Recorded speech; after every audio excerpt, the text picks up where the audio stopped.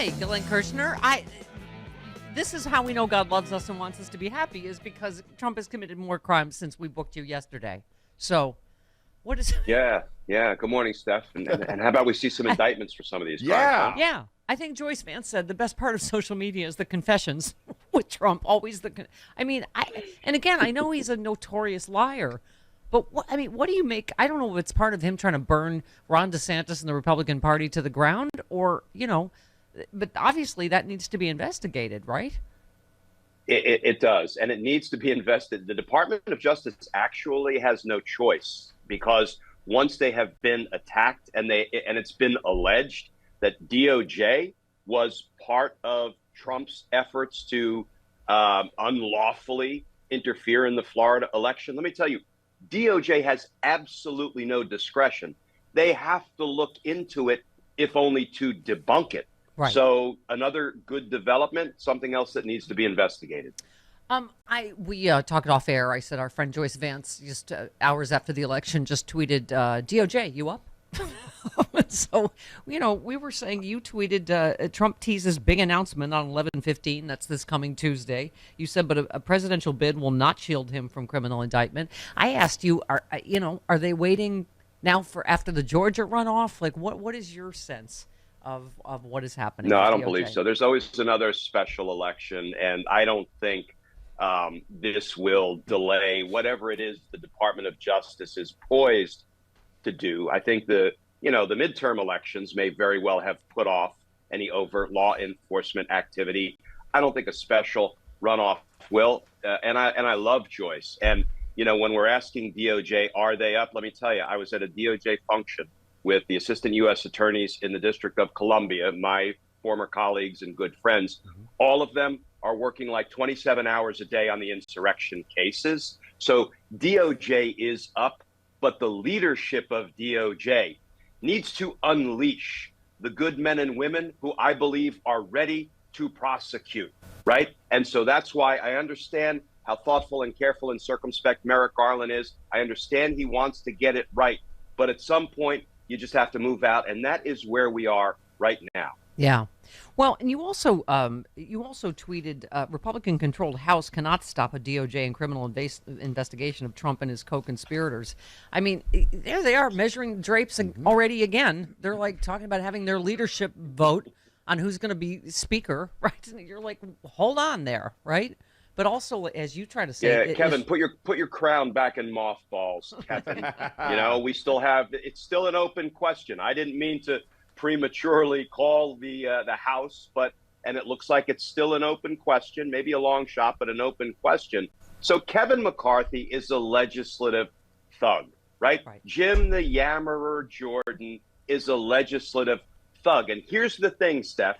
They want to open investigations into the search warrant at Mar-a-Lago. I say, have at it, Kevin. Bring it on. Because a federal judge concluded Donald Trump had evidence of crime at Mar-a-Lago, and lo and behold, he did. You want to investigate that?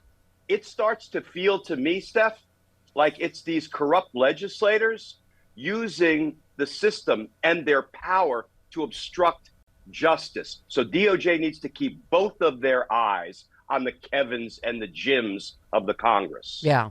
Well, I mean, we still haven't gotten accountability for the members of Congress that were involved, right, in the insurrection.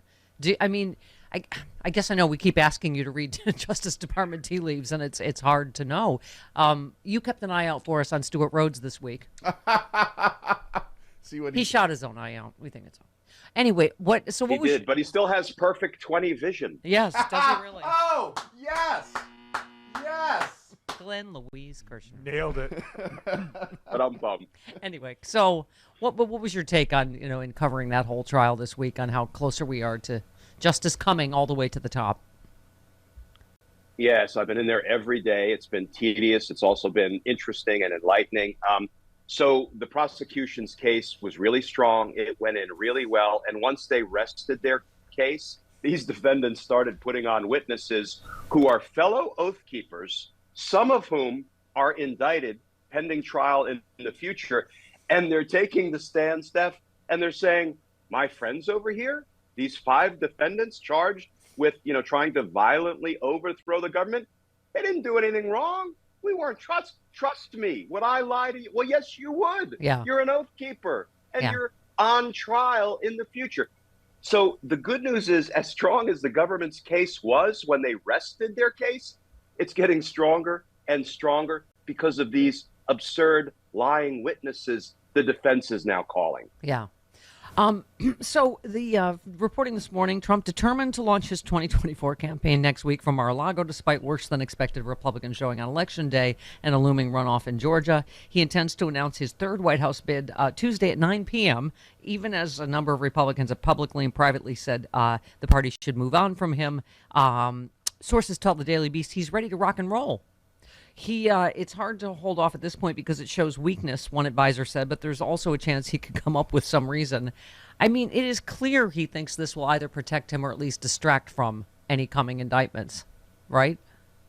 And it's a win-win, Steph, because it will not. There's no rule that says a candidate for office cannot be indicted, particularly if the election is 2 years away. That's absurd.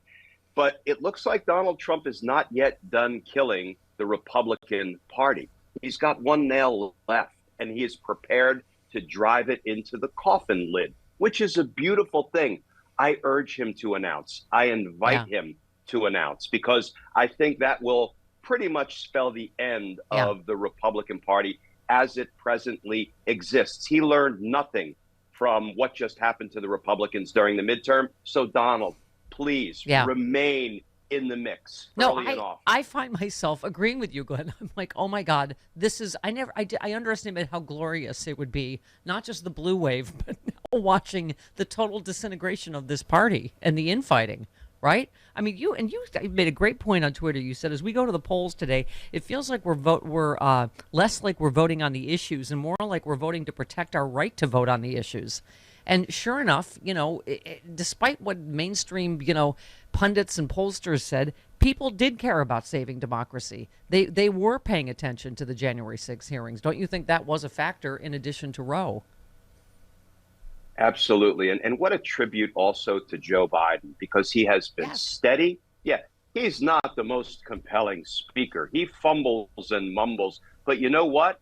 He doesn't fumble and mumble the guidance of our nation back to some sense of sanity and decency and compassion and care for our fellow citizens. So I'll tell you, my hat's off to him. I'm never going to ask him to, give a speech, because we know that's not going to go well. But I do think it's good that we have him in the Oval Office with this calm, steady guidance.